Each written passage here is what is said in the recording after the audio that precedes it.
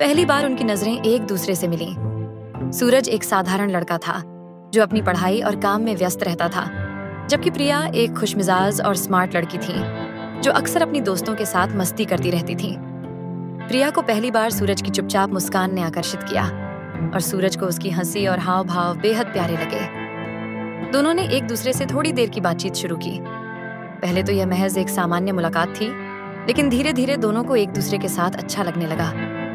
कुछ दिनों बाद सूरज ने प्रिया से मिलने का और उसके साथ समय बिताने का एक मौका लिया।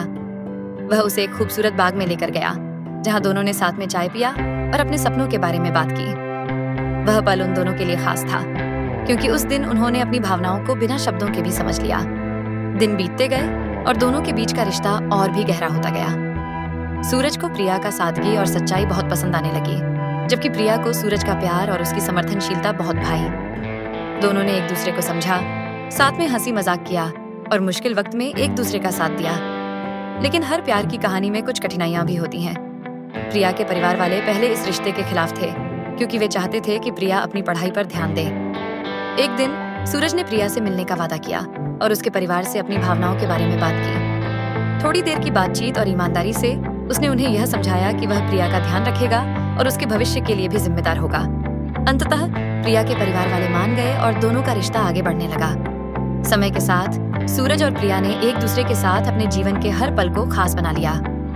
उन्होंने एक दूसरे से प्यार करना सीखा और यह समझा कि प्यार सिर्फ इश्क नहीं, बल्कि एक दूसरे के साथ विश्वास और समर्थन भी है। और इस तरह उनकी लव स्टोरी एक अद्भुत मिसाल बन गई, जो समय के साथ और भी मजबूत होती गई।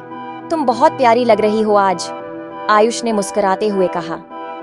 दीपिका ने चुपचाप एक हल्की सी मुस्कान के साथ सिर झुकाया, लेकिन उसकी आंखों में कुछ अलग था। बातों बातों में आयुष ने एक गलत बात कह दी।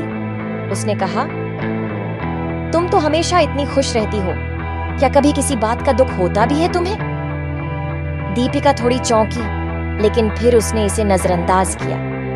लेकिन ये बात उसके दिल में गहरी उतर गई। आयुष को ये अंदाजा नहीं था कि ये शब्द दीपिका को कितना तकलीफ दे गए थे। उसके लिए इस तारीफ में एक हल्की सी ताना भी छुपा हुआ था। आयुष को महसूस हुआ कि दीपिका कुछ दूर हो गई है। वह उसके चेहरे के हाव भाव से समझ गया कि कुछ गड़बड़ है। क्या हुआ? तुम ठीक तो हो? उसने ध्यान से पूछा। दीपिका ने गहरी सांस ली और कहा, देखो आयुष, मैं हमेशा खुश रहने की कोशिश करती हूँ, लेकिन